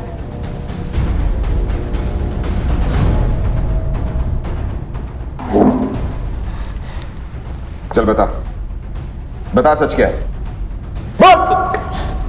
सर उस दिन वो मुझे अचानक मार्केट में दिखी। मुझे ऐसा लगा कि वो नीलम है। नीलम? अरे कौन है तुम? छोड़ो मेरा हाथ। मुझे गुस्सा तो बहुत आया। गर्लफ्रेंड थी मेरी, पर वो ऐसा बिहेव कर रही थी कि जैसे कि वो मुझे पहचानती नहीं है। मुझसे प्यार मोहब्बत वाली बातें, वीडियो मैसेज करने के बाद भी वो मुझे पहचानने से इनकार कर रही थी सर। उस दिन तो मैं उसे जाने दिया, पर उसका पीछा करना शुरू किया सर, ताकि ये पता लगा सकूं कि वो मेरे साथ ऐसा क्यों कर रही। दोबारा मिलेगी तो मैं उसे समझाऊंगा कि मैं उसे कितना प्यार करता हूँ। बस उसके आसपास लगा रहा। मैं उसे शादी करना चाहता था। इसी बीच में उसे पैसों की भी ज़रूरत पड़ी। मैंने उसे पैसे भी दिए, लेकिन जब भी वो मेरे सामने से गुजरती तो मुझे अनदेखा कर देती, जैसे कि मुझे जानती नहीं। बस रहा नहीं गया सर, और मैंने उसे पकड़ कर दिया। उसका ऐसा करने के पीछे पता नहीं क्या रीज़न था सर।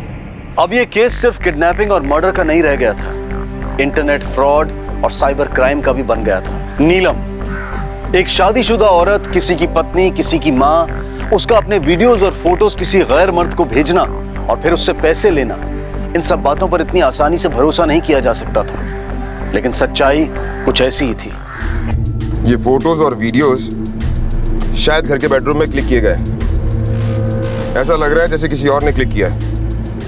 लेकिन सवाल ये है कि क्या ये सब कुछ नीलम खुद कर रही थी, या फिर उसे पता ही नहीं था कि इनका कोई गलत फायदा उठा रहा है। प्रेरणा, उस आईपी एड्रेस का पता चला जिस पर चैट हो रही थी?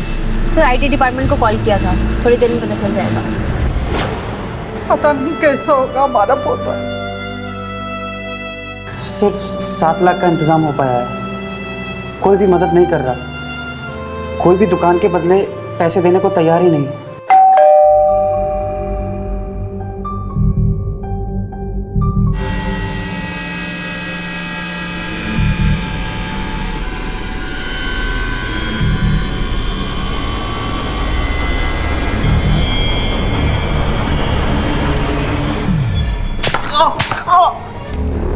उधार लौटाने के पैसे नहीं है तेरे पास, और फिरौती के पैसे कहाँ से आए तेरे पास? हाँ? वो तो मैंने दुकान बेच के लाया था। झूठ बोल रहा है तू। तेरी सारी कुंडली हमने निकाल ली है। ये तेरे बैंक अकाउंट के डिटेल्स हैं, हमें सब पता है तूने कौन सी दुकान बेची है। अब सब सच सच बता, कहां से आया ये पैसा? बोल वरना। हम बताते हैं सर। बात दरअसल ये है सर कि हमने फ्रेंड्स बुक पे नीलम के नाम का एक अकाउंट बनाया था।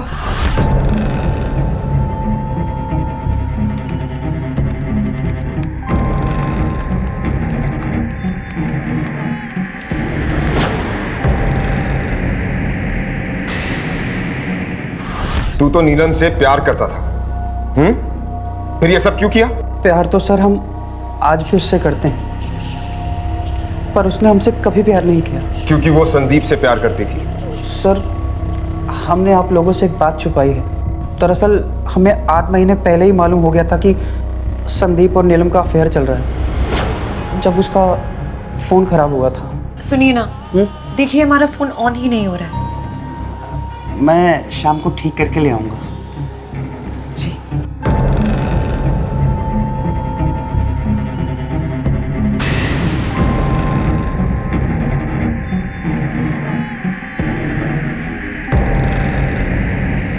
भले ही नीलम ने हमें नहीं बताया, पर हम जानते थे कि संदीप और नीलम फिर से। इसलिए तूने संदीप का खून कर दिया। चल जल्दी से बता दे, नीलम और बच्चा कहाँ है? नहीं नहीं सर, हम मानते हैं कि हमने नीलम के नाम का फेसबुक पे अकाउंट बनाया था और लोगों से पैसे लिए, क्योंकि हम उसे जलील करना चाहते थे, बेइज्जत करना चाहते थे। पर अपने बच्चे और बीवी को हम किडनैप नहीं कर सकते सर, और किसी के खून के बारे में तो हम सोच ही नहीं सकते सर। इस पर साइबर क्राइम का केस डालो। प्रेरणा, संदीप का खून और नीलम का गायब होना, इसमें इसका हाथ हो सकता है, क्योंकि प्यार में घायल इंसान किसी भी हद तक जा सकता है। और बच्चा? मुझे नहीं लगता कि इसने बच्चे को किडनैप किया है, वरना ये फिरौती की रकम नहीं इकट्ठी करता। पता करो राजीव ने फ्रेंड्स बुक पर किस किस के साथ फ्रॉड किया है। कोई हो सकता है जिसे इसकी सच्चाई के बारे में पता चल गया और उसने बदला लेने के लिए नीलम और बच्चे को किडनैप किया।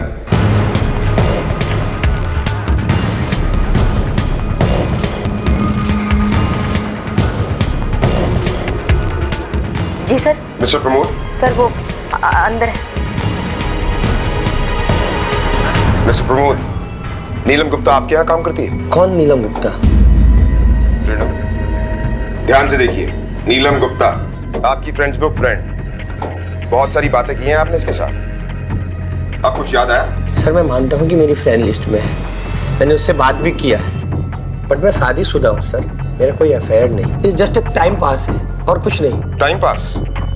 एज अ फ्रेंड किसी को ऐड करना, उसके साथ चैटिंग करना और उसके बाद पैसे ट्रांसफर करना, इसे आप टाइम पास कहते हैं? सर उसे कुछ अर्जेंट में पैसे चाहिए थे और मेरी दोस्त भी तो है। आप नीलम गुप्ता को जानते भी हैं? जी नहीं। आपकी असिस्टेंट शिल्पा उसकी भाभी है, नीलम गुप्ता। अच्छा ये बताइए, शिल्पा आपका लैपटॉप एक्सेस करती है? जी।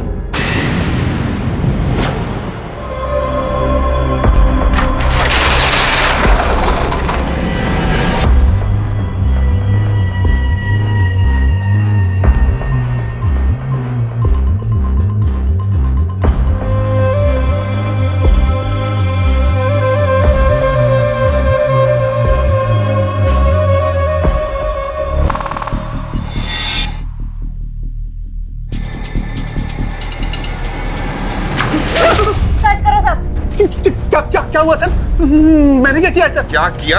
टिफिन लेकर इस गोडाउन में पिकनिक मनाने आया है? हाँ?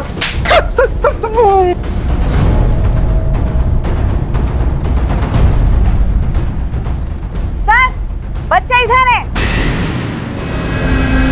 चल।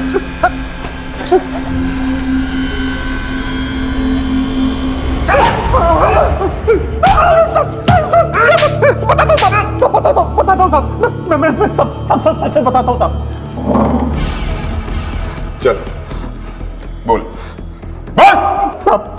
साहब वो राजीव से पैसे मांगते मांगते मैं थक गया था साहब, इसलिए मजबूरी में उसके बच्चे का किडनैप करना पड़ा साहब। मैडम मैं सच कह रही हूँ, हम उस बच्चे को किसी भी तरीके का कोई नुकसान नहीं पहुँचाना चाहते थे। हम तो उसे टाइम पर खाना और पीना सब दे रहे थे, बस एक बार पैसे मिल जाते तो हम उसे उसके घर पर पहुँचा देते। उसके पास पैसा था साहब, लेकिन सिर्फ अपनी बीवी पर उड़ाने के लिए। किसी भी बच्चे को किडनैप करना इतना आसान नहीं होता जब तक घर वाला साथ में शामिल ना हो।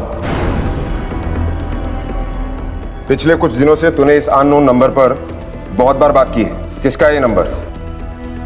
बोल। बताती हूँ मैडम। प्लान के हिसाब से जब नीलम नीरव को लेकर घर पहुंची तो हम भी उसके पीछे पीछे घर में गए थे। बेटा अब जाके हाथ धो लो, हम अभी खाना लगाते।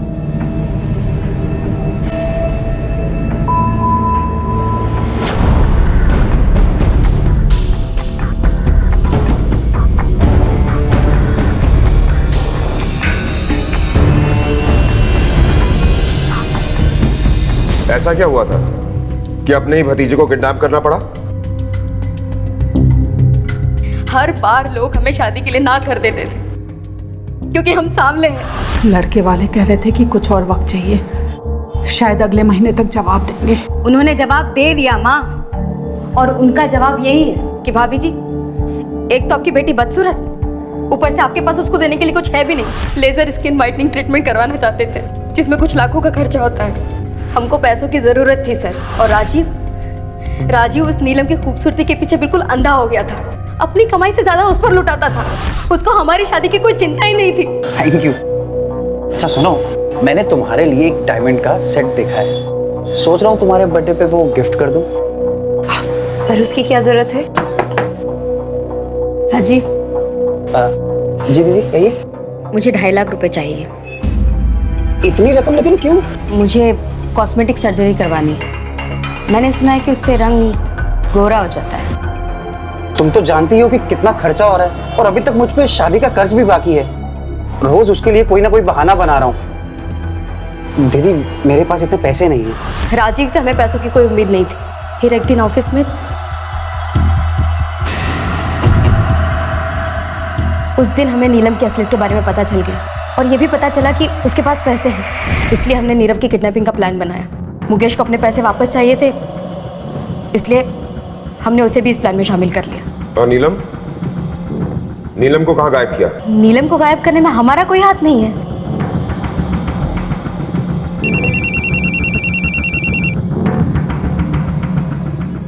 हेलो,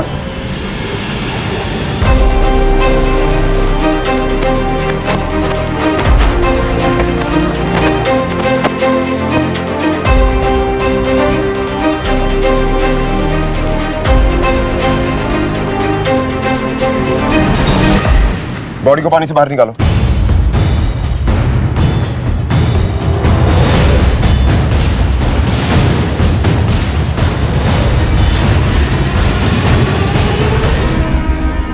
सर ऐसा लगता है कि काफी दिनों से ये पानी में थी।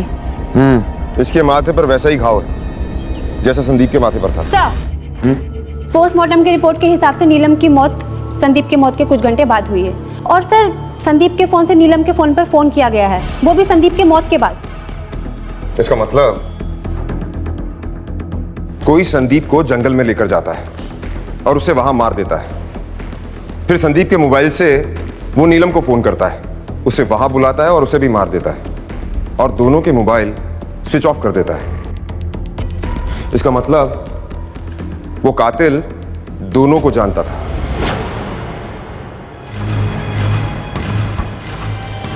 पता नहीं इस घर को किसकी नजर लग गई और क्या क्या होना बाकी है। इस घर की अच्छी तरह से तलाशी लो, एक एक कोना छान मारो। जाओ। आप लोग यहाँ? अभी सब पता चल जाएगा।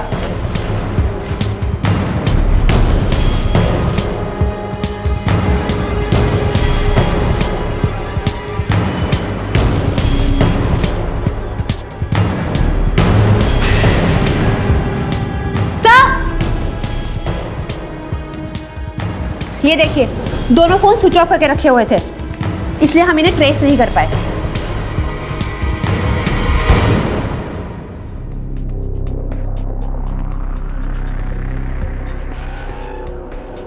देख, सारे सबूत तेरे खिलाफ हैं।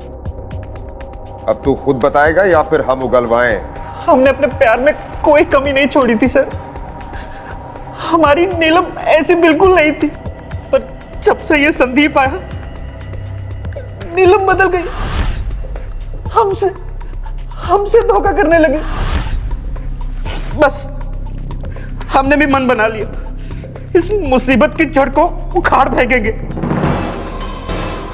फिर हमने नीलम के फोन से संदीप को मैसेज किया और उसे जंगल में बुलाया। मैं जानता था कि मोबाइल से मेरी लोकेशन ट्रेस हो जाएगी, इसलिए मैंने मोबाइल घर पे ही छोड़ दिया और जंगल चला गया जहां संदीप नीलम का इंतजार कर रहा था। क्या चल रहा है तेरे और नीलम के बीच में? क्या कह रहा है तू? ये नौटंकी मत कर। मैंने खुद तुम्हारे फोटोग्राफ्स और मैसेजेस देखे उसके फोन में। मुझे पता था कि नीलम की सबसे बड़ी गलती थी तुझ जैसे आदमी से शादी करके। मैं उसे समझाऊंगा देर होने से पहले ना कि अपनी गलती सुधार ले। तू समझाएगा? समझाएगा? उसके बाद हमने संदीप के फोन से नीलम को मैसेज किया और उसे बुलाया। फिर संदीप का फोन स्विच ऑफ करके अपने पास रख लिया। और जब हम नदी के पास गए और नीलम ने हमें देखा तो वो आप यहाँ? तुमने हमें धोखा दिया। क्या कमी रह गई थी हमारे प्यार में, और अब हमारा बच्चा भी हमसे अलग करना चाहती हो? ये आप क्या बोल रहे हैं? आप गलत सोच रहे हैं, ऐसा कुछ भी नहीं है। ऐसा कुछ नहीं है। तुमने धोखा दिया तो दिया, पर हम अपना बच्चा अलग नहीं होने देंगे। बोलो कहाँ है हमारा बच्चा? ये क्या बोल रहे हैं आप? आपका बच्चा? जब आपको हम पर भरोसा ही नहीं है तो कैसे कह सकते हैं कि वो आपका बच्चा है? शर्म आनी चाहिए आपको। ना आप एक पति कहलाने लायक हैं, ना ही बाप। हमें नहीं पता था कि हमारी अपनी बहन और हमारे दोस्त ने हमारे बच्चे का किडनैप किया। हमसे बहुत बड़ी गलती हो गई सर, हमें माफ कर दीजिए सर। तुझसे एक गलती नहीं, कई गलतियां हुई हैं। अपनी सीधी सादी बीवी पर शक किया तूने, उसकी जान लेकर तूने ये बता दिया कि तू उसके लायक था ही नहीं। भरोसा ये हर रिश्ते की बुनियाद होता है, और अगर इस भरोसे में शक का कीड़ा लग जाए तो रिश्तों की इमारत को टूट कर बिखरते देर नहीं लगती। नीलम के भरोसे को राजीव ने शक का रंग दिया, जबकि वो खुद उसके खिलाफ उसके भरोसे को तार तार कर रहा था, उसकी इज्जत को सरेआम नीलाम कर रहा था। और अंत में इसी शक के जहर ने राजीव को अपनी ही निर्दोष पत्नी का कातिल बना दिया। आज फ्रेंड्स बुक पर हमारे न जाने कितने ऐसे दोस्त हैं जिन्हें हम जानते तक नहीं हैं, और कई केसेस में तो जिनकी तस्वीर देखकर हम उनसे दोस्ती का हाथ बढ़ाते हैं, हम ये भी नहीं जानते कि वो हकीकत में वैसे हैं भी या नहीं। बिना सच जाने, बिना सही जान पहचान के अपनी प्राइवेट जिंदगी सरेआम शेयर ना करें। न जाने कौन कब कहां इसका गलत फायदा उठा ले, और महिलाओं के लिए तो ये और भी ज्यादा जरूरी है। इसी विचार के साथ अब मैं अनूप सोनी आपसे विदा लेता हूं। फिर मुलाकात होगी अगले एपिसोड में एक और चौंका देने वाले केस के साथ। तब तक अपना और अपने परिवार का ख्याल रखें और देखते रहें क्राइम पेट्रोल डायल 100। सबक एक को सीख हम सबको। जय हिंद। क्राइम पेट्रोल के और भी दिलचस्प कहानी देखने के लिए हमारे चैनल को सब्सक्राइब करें और बेल आइकॉन दबाना न भूलें।